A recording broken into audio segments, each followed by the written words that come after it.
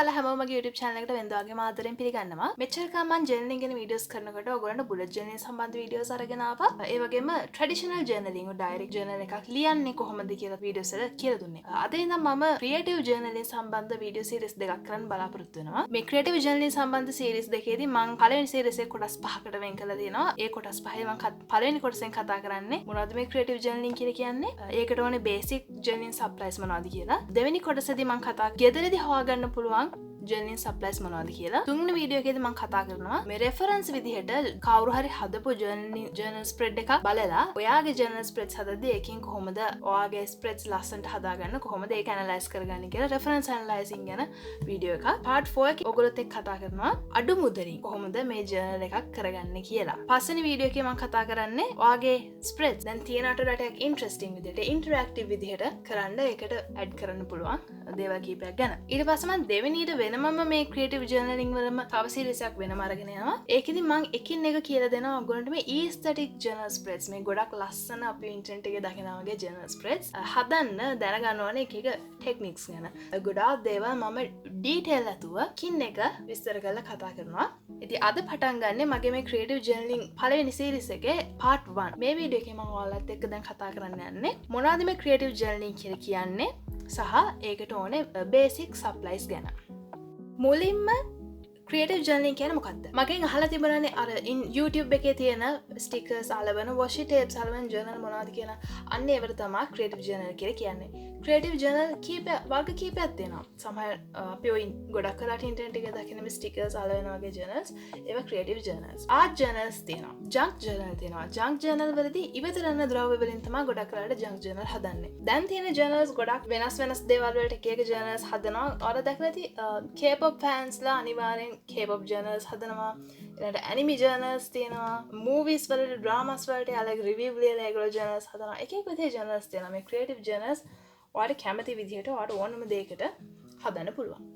දැන් අපි බලමු මොනවද creative journals වලට ඕන වෙන්නේ කියලා. මුලින්ම කියන්න ඕන දෙයක් තියෙනවා මම මේ කියන හැම දෙයක්ම ඔයගොල්ලන්ට ඕන වෙන්නේ නැහැ. අලුතෙන් journaling පටන් ගන්නවා නම් ඔයාලට මේ journal supplies නැහැ. එතකොට වෙනමම මේවා සල්ලියට ගන්න වෙනවා.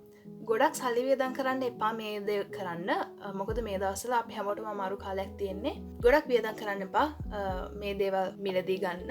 හැම වෙලේම මම කියන දේ තමයි ඔයා ජර්නලින් පටන් ගන්න කෙනෙක් නම් තියෙන දේෙන් පටන් ගන්න. හේතුව ක්‍රියේටිව් ජර්නල් කියන එක නිර්මාණශීලී දෙයක්. ඔයාට චිත්‍රයක් අඳින්න එකපාරින් බැහැනේ. ඒතකොට චිත්‍රයක් වුණත් ඇඳලා තමයි පුරුදු වෙන්න ඕනේ. ඔයා ඒක අඳින තරමට ඔයාගේ චිත්‍රය ලස්සන වෙනවා, වැඩි දියුණුවනවා වගේම ඔයාට තේරෙනවා ඔයාගේ ස්ටයිල් එක මොකක්ද කියලා. ජර්නල් වලත් ඒ වගේ ඔයා ජර්නල් ස්ප්‍රෙඩ්ස් හදන තරමට තමයි ඔයාගේ ස්ටයිල් එක මොකක්ද කියලා ඔයාට දැනගන්න පුළුවන් වෙන්නේ.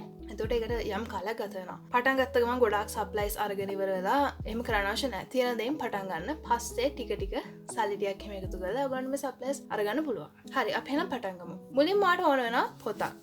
පොතක් වුණාම ඕනම විදිහ පොතක් වෙන්න පුළුවන්. මම නම් සාමාන්‍යයෙන් hard cover එකක් තියෙන පොත් ගන්නෙ. මම ගොඩක් මේවා ගැන විස්තර කරන්න යන්නේ නැහැ. ඔයගොල්ලන්ට අඩු වියදමින් දැන් තියෙන පොතක් අරගෙන ඒක වැඩි දියුණු කරගන්න පුළුවන්. hard cover එකක් ඒකට දාගෙන නැත්නම් ඔයාට journaling වලට වෙනම පොතක් හදා ගන්න පුළුවන්. මම අඩු වියදමින් journal කරන්නේ කොහොමද කියන එක ගැන කරන වීඩියෝ එකේදී ඔයාලට කොහොමද අඩු වියදමකින් ගැලපෙන පොතක් හදාගන්නේ කියලා දෙන්නම්. මගේ යෝජනාව තමයි පටන් ගද්දී ලියන පොතක් අරගෙන ජර්නලින් කරන්න පටන් ගන්න. ඊළඟට ඔයාලට ඕන වෙනවා පෑනක්.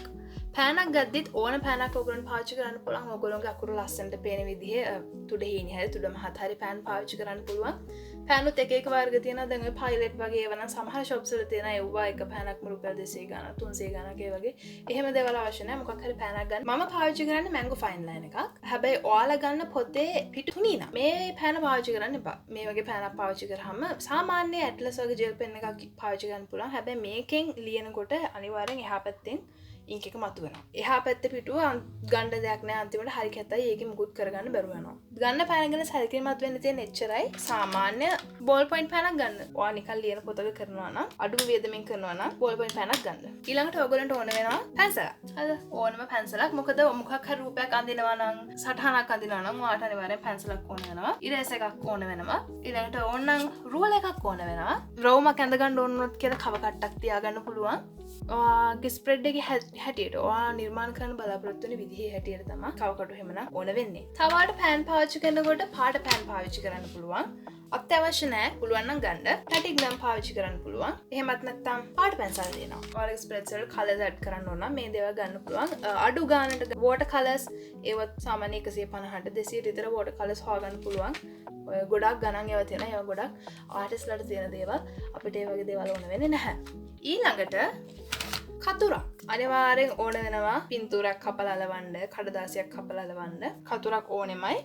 ඊළඟට ඕන වෙන්නේ ගම් එකක්. ගම් තෝරන එක ගැන, ඒ කියන්නේ ග්ලූ මොනවා හරි අලවන්න මොනවා හරි. ඒක ගැන ඉස්සරහ වීඩියෝස් වලදී ඔයාලට තව විස්තර කරන්න.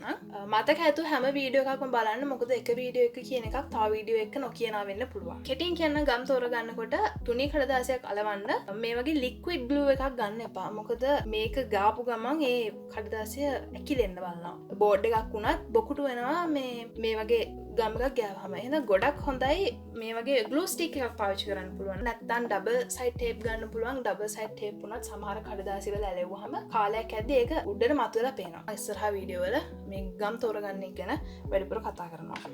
ඊළඟට ඔයගොල්ලන්ට පාවිච්චි කරන්න පුළුවන් කලර් පේපර්ස්. ඕන තරම් ඔයාලට පාට කොළ හොයාගන්න තියෙනවා.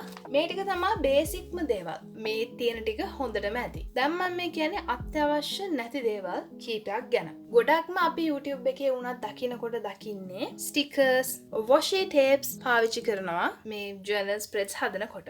හැබැයි අපිට මේ ස්ටිකර්ස්, washi tape හොයාගන්න හරි අමාරුයි. දැන් මේ තියෙන මේ පෙන්නන washi tapes නම් මම ගත්ත සමුද්‍ර බුක් ෂොප් එකෙන්. දැන් ගොඩක් කල් අරගෙන මේ දේවල් අපිට හොයාගන්න අමාරුයි ලංකාවේ. ගොඩක් online Facebook එකේ හරි Instagram එකේ හරි මේව විකුණන තැන් තියෙනවා. හැබැයි මිල අධිකයි. මොකද මේවා ගොඩක් වෙලාට 99%ක්ම ලංකාවේ හදන්නේ නැහැ. මේවා AliExpress එකෙන් හරි කොහෙන් හරි ගෙන්නනවා. මේවා ගෙන්න ගන්න අපි ඩොලර්ස් වලින් රුපියල් බාල්දු වෙනකොට අපි මෙහෙන් ගෙවන්න ඕනේ මුදල වැඩි වෙනවා. දැන් අනික අපි ඉන්නේ අධිඋද්දමන එක කොහොමත් ඒ හින්දා අපි ගන්න හැම බඩුවකම ගාන දැන් බලන් ඉන්නකොට වැඩි වෙනවා දවසින් දවස. ඒ නිසා මේ වගේ දේවල් අනිවාර්යෙන් ගන්න ඕනේ කියලා කියන්නේ නැහැ. මේ ස්ටිකර්ස්, washi tapes වලට මම කියන්නම් ඔයගොල්ලන්ට හදාගන්න පුළුවන් විදිහක්. ඕන තරම් Pinterest එකට ගියොත් Pinterest එකේ search කරාම ඔයාලට aesthetic pictures, එක stickers, මේ වගේ pattern papers download කරගන්න තියෙනවා. අන්න ඒවා download කරලා print out අරගන්න පුළුවන්. washi tapes, stickers හොයාගන්න බැරි නම් මේ වගේ print කරලා ගන්න පුළුවන්. Pinterest කියලා app එකක් තියෙනවා download කරන්න. ඔයාලට ඕන තරම් ලස්සන පින්තූර හොයාගන්න පුළුවන්. තව ඕන තරම් supplies තියෙනවා මේ journaling වලට ඔයාලට ගන්න පුළුවන්. Stamps, clear stamps, ink pads, මේ වගේ shapes කපන scissors තියෙනවා. මේ වගේ shapes කපන punches ගන්න තියෙනවා. අලුතෙන් පටන් ගන්න කෙනෙක් නම් මේ දේවල් මිලදී ගන්න යන්න ඕනේ නැහැ. journaling කරන්න ගෙදර හොයාගන්න පුළුවන් දේවල්, තියෙන දේවල් වලින් කරන්න. ඔයාලට වීඩියෝස් ඕන තරම් ඉස්සරහට අරගෙන එන්න.